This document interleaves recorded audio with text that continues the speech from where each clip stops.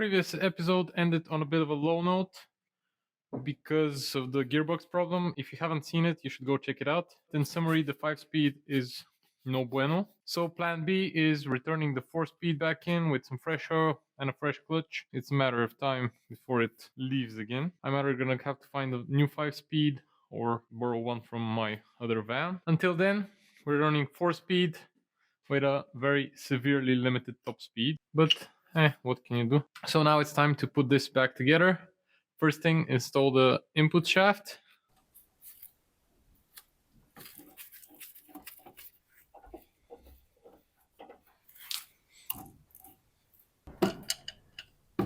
Put the clip back in place.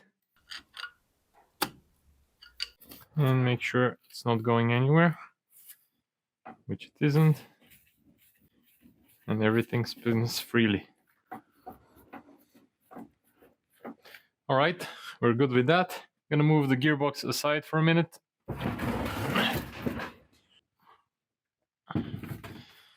Next up, we have to install back the bell housing. The gasket is whole, but I don't trust it, so I'm gonna remove it and I'm gonna use Rinso Seal.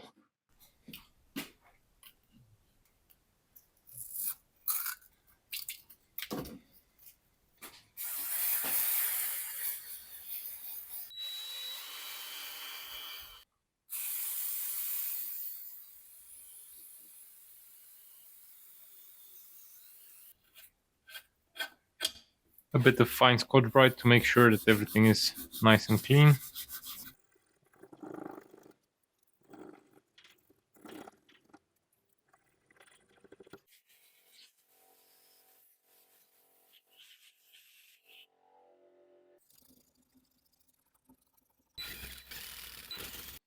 The input shaft seal is the only seal I'm replacing now because I cannot replace it afterwards when the gearbox is on the car.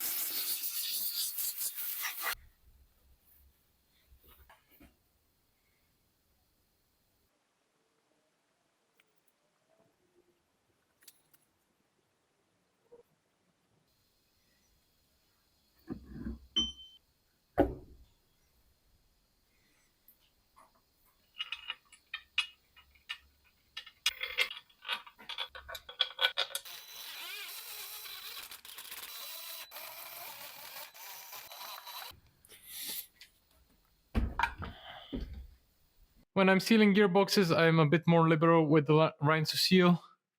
I know if silicone gets inside, pretty much nothing bad can happen. Even if it's a drop or a bead, something like that. At the worst case, it's gonna get grounded down by the teeth. There's no oil pump or nothing it can clog up, so it doesn't really matter that much. It's time to put the gearbox away for now. I'm gonna give it a few hours to cure fully before I put in the oil. And meanwhile, I'm gonna go under the bus, change the rear main seal, and install the clutch with the flywheel. So the last video I did was on clutch wear and whether or not you should refurbish your friction disc.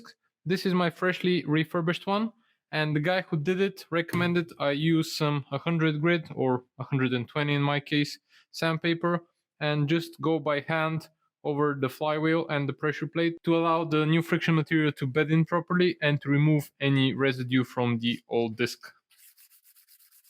And he also insisted very much that I do it by hand and not using any sort of machinery or power tool.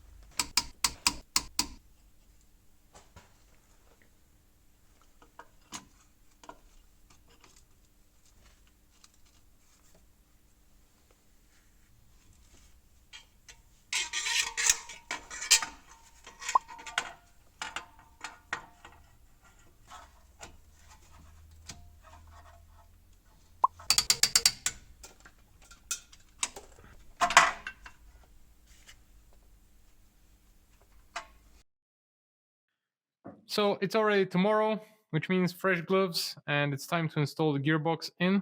First, we need to put the truss bearing in place. Some people say it's a bad idea to put lube here because it's gonna get gunked up with friction material dust. But I'm not a big fan of moving parts without any sort of lube, and a little bit of copper paste never hurt anybody. So I'm going with that.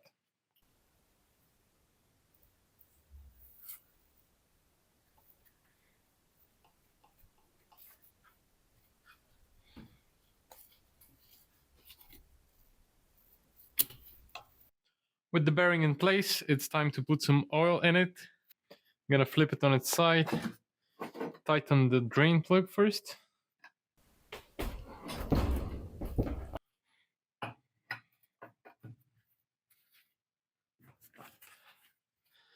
According to the manual, it takes 3 liters of 75W90, and I hope that's true because I bought only 3 liters. 7590.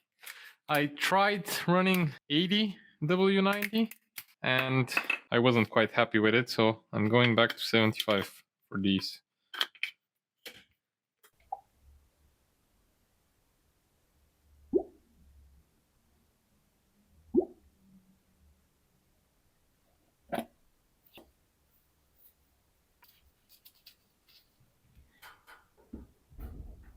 I'm gonna take a breather before I try to pop the gearbox back in. I have this weird feeling that I'm forgetting something. I've been going over the list in my head. The pilot bearing, the flywheel with the clutch, everything is torqued properly. The thrust bearing is in place. I have oil in the gearbox. I don't want to do this again, and I really don't want to do this again. I knew it. I knew I was forgetting something. It's not the end of the world, but I was forgetting something.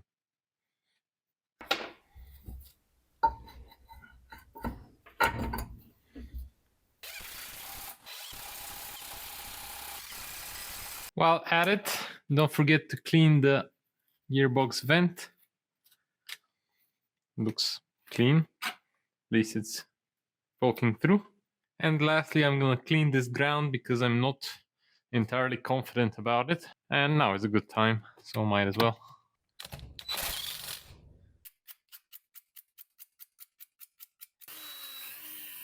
Okay, that's done. Now time to move under the bus.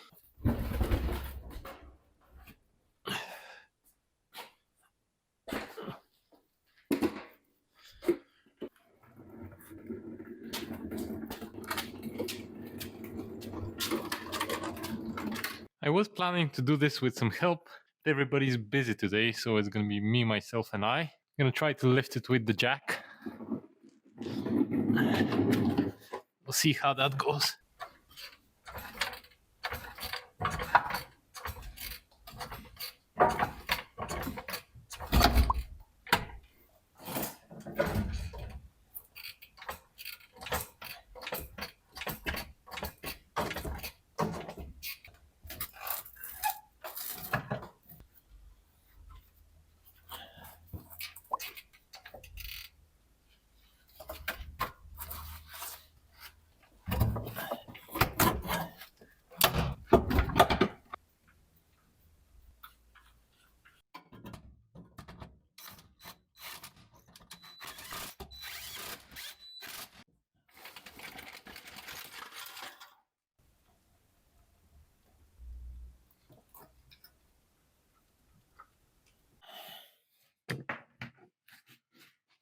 The gearbox is in place. I need to ball it up here and there, connect the prop shafts, the clutch cylinder, the starter, the shifter, and we're gonna back to square one with a 4-speed gearbox with a new clutch and new oil, but still.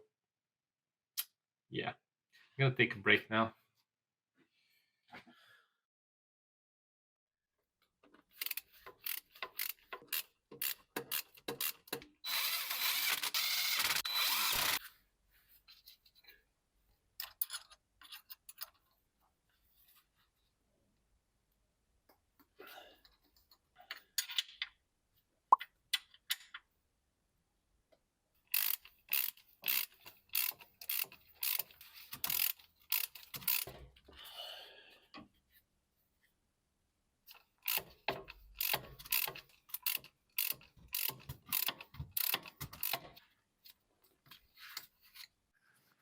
day is Saturday, third day on this crappy job. Although, admittedly, I'm not working all day long, but it's around 4 in the afternoon, a bit of a late start today. I'm gonna put back the slave cylinder and the gear linkage and also do a complete bolt check to see if everything is tight. Put the bus back on its wheels, and that's gonna be it for now. Let's go.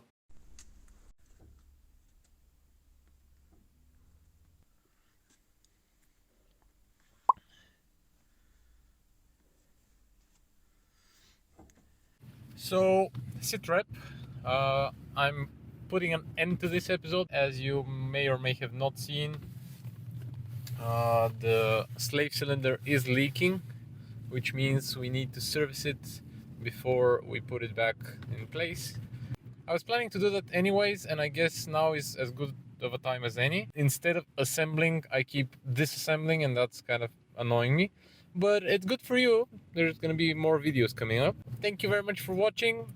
I hope this is gonna be the low point of this season, so we can move on to better and more fun things to do. Bye!